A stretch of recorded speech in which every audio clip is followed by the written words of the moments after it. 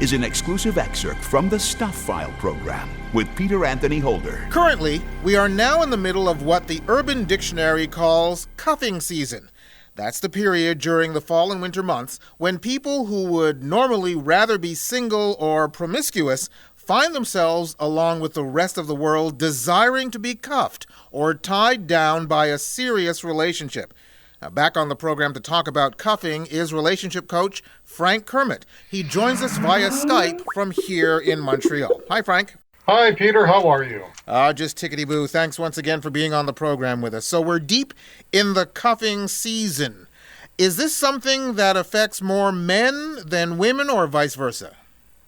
I got to tell you, it has to do more, not necessarily with gender, but what I see in my practice of coaching with family expectations. The idea is that if somebody is single going into any holiday season, they're going to be facing family. And it's just easier for someone to say, yes, I'm with someone, I'm with a partner, or bringing somebody along to those family functions so that you don't have to hear things like, oh, don't worry, someday you'll find someone. Or, you know what, since you're single, there's someone I want to introduce you to. Or, well, why are you single? Are you just too picky? What's wrong with you? Sometimes it's just easier to hook up with an ex-partner of yours, especially if you just broke up going into the holiday period. So it's just a matter of, okay, look, let's see if we can work this out. And what ends up happening, of course, is that they go through the holiday period. They're not happy. There's some resentment. There's some anxiety. You know the person is not happy. You wonder, well, is the person just going to dump me right after the holidays? It's not a very good feeling. And, of course, once the holidays are over, it might be time, especially here in North America, we have the holidays going into December. And, of course, by Valentine's Day, people reassess and say, you know, this just isn't for me, and they're going through a similar heartbreak at a different holiday. Is it a situation where there's a boomerang effect on several occasions? Like, in other words, if somebody is going to get deeply into the cuffing season now, are they actually likely to repeat it again the following year if they're not in another relationship by that point? People are their repeating behavior patterns. And if they're used to getting into relationships for the wrong reason, for example, never mind if the person is compatible, I just don't want to be alone for the holidays. Well, chances are if you find yourself single the following year, you're going to follow through on the repeating behavior pattern that you did the last time. So, yeah, people can repeat this type of situation, and sometimes even with the same ex-partners. Isn't that what you've just described, though, a typical description of someone who is codependent? And wouldn't the other party recognize this unless they themselves are codependent? Well, no, first of all, I'm not a psychotherapist. I'm not a psychologist, so I am not qualified to diagnose anybody as being codependent or not. What I can say is that it definitely is the sign of an on-again, off-again relationship, which is not emotionally healthy. For every reason that you're together, there's another reason that you keep breaking up and going away. Sometimes it's an inability to cope with, negative emotion. You don't know how to handle your frustration or your anger or your resentment. You end up blowing up at your partner. You end up breaking up with your partner. And then when you calm down, you end up going back together because you really do have a love and an affinity for one another. You may not know how to manage a relationship, but you do know what you're feeling in the moment.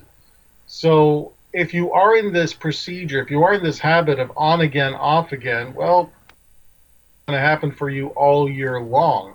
And that's not emotionally healthy in the long term. Because again, instead of learning to simply deal with the intense emotions you might be feeling, you're already in the pattern of taking the easy way out, of walking away from the situation and taking days, if not weeks, to figure out what it is you want and then to reconnect. It's not a good thing. Okay, so I already brought up the negative possibilities of what this relationship could be all about. What about the positive side? Let's look at it from an optimistic point of view. Is it not a possibility that in some cases getting back with an ex might be the best thing for you. You've both had an opportunity to grow as individuals while you were apart, and maybe coming together is just what you needed in the first place? Look, I'm a resident hopeless romantic, so I'm always hopeful that people be able to reconnect and move forward, especially when I'm doing couples coaching, where my goal is to try and make the couple, because nobody comes to a coach when they're fighting within a couple to figure out how they should break up. They're trying to figure out how can we make this work, and if we can't make this work, then how do we manage a separation? But their primary goal is how do we stay together. So is it a good thing when two exes get back together? It really depends on why they broke up, and if one or both people in the couple have gone through some sort of catharsis, some sort of change. Now, you've written this article. You've written articles on the cuffing season. There are other articles out there about the cuffing season. Reading the one that you wrote, you specifically talk about the holiday season when it happens. Others I've noticed combine the idea of the holiday season, but also the idea of the fall and winter months, because that's when people start cocooning. So which is the stronger draw? Is it the holidays or is it the season? And the reason why I bring that up is, as you know, in the Southern Hemisphere, they have the holidays at the warmer time of the year. Winter is starting in our summer, and in the winter time, it's Christmas for them, or at December rather, it's Christmas for them in the summertime. Is cuffing a situation that happens in the Southern Hemisphere at the same time as it happens here? When we're talking about weather patterns and how they may affect a relationship, when the weather is warmer, people are more inclined to be a lot more adventurous because they're more inclined to go out and be willing to meet people. And in areas that tend to get colder, you still have those diehards who are willing to go out, meet people, have fun regardless of the weather. And then you have those people who really don't want to travel through the snow and the ice and so on. And they may be tempted to do the cuffing thing and finding an ex. So is it a factor? Absolutely, it's a factor. What is the greater factor? The greater factor is even people in warmer climates who are about to face a holiday season are feeling the pressure that they don't want to be alone for the holidays. Is weather a factor? 100% weather is going to be a factor, but it's not the only factor. And the stronger motivation, at least as far as I see from my client base as a coach, is that the holidays are a significant time of reflection. They're a time when people are getting together. And it's not a time when people want to be alone. Those who suffer from any sort of, whether it's mental illness, whether it's emotional distress, or people who are suffering in poverty with financial situations, the holidays are a very particular time when everybody feels a little bit more hurt, because it's significant. There's a significance to the holidays that it's a time for celebration and a time of coming together. And if you don't have someone to share it with, you feel that lack of presence ever so more. Okay, so let me ask you this then, last question. What do you say to your clients? And I'm asking this from 2 points of view. What do you say to people out there who might be thinking of getting back together with their ex?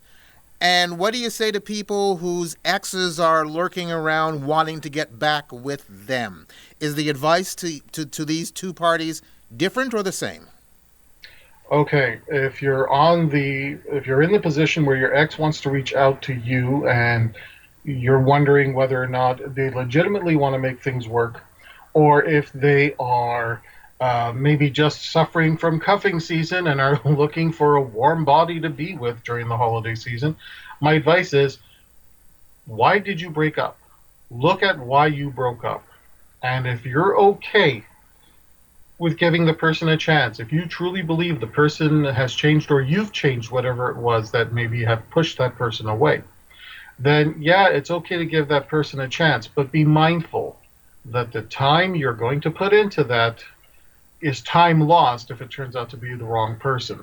Learn your lesson, move on, and if you have to learn the lesson again, you may be losing time. For the other person, the person who's saying to me, hey, I want to get back together with my ex because we're going into the holidays, my advice would be very careful, because you are actually better off spending the holidays alone than making the mistake of getting back with your ex for the wrong reason.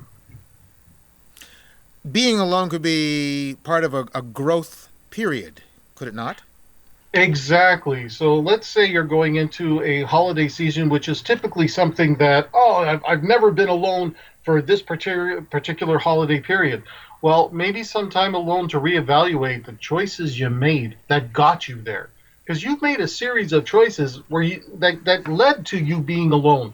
There were red flags you missed along the way, or maybe you saw them, but you ignored them. So maybe you do need to go through a rock bottom and experience a horrible holiday season and use that, as you said, as a step for personal growth so that the following year you don't have to deal with that again. Excellent advice. And if people want more advice, where can they find you, Frank? Okay, everything you want to know about Frank Kermit is at franktalks.com. Franktalks with an S.com. All of my ebooks are there, all of my audio programs. Sign up for coaching.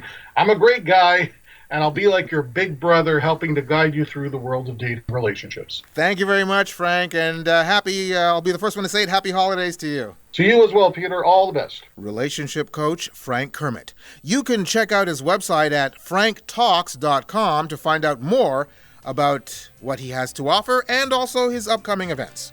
You can go to my website at thestuffile.com to the What's On page for this show, which is show number 0433, and you'll find the link to his site. You've just heard an exclusive excerpt from the Stuph File program with Peter Anthony Holder. To hear any or all of the full hour-long shows, visit thestufffile.com. Stuff is spelled S-T-U-P-H. That's thestufffile.com.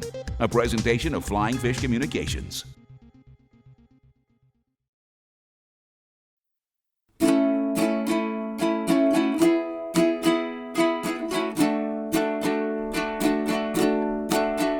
If you need help with your relationships, my buddy Frank, he's got some tips. Just go to franktalks.com. His advice is better than your mom's. He knows what you're going through, Frank has been there too. So log on to franktalks.com. franktalks.com.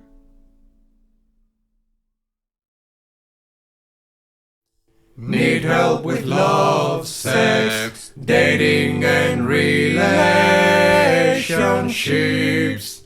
Visit franktalks.com. Need help with love, sex, dating, or relationship issues? Help from Frank Kermit, the best-selling author and Canada's most international relationship coach, is only a click away at franktalks.com.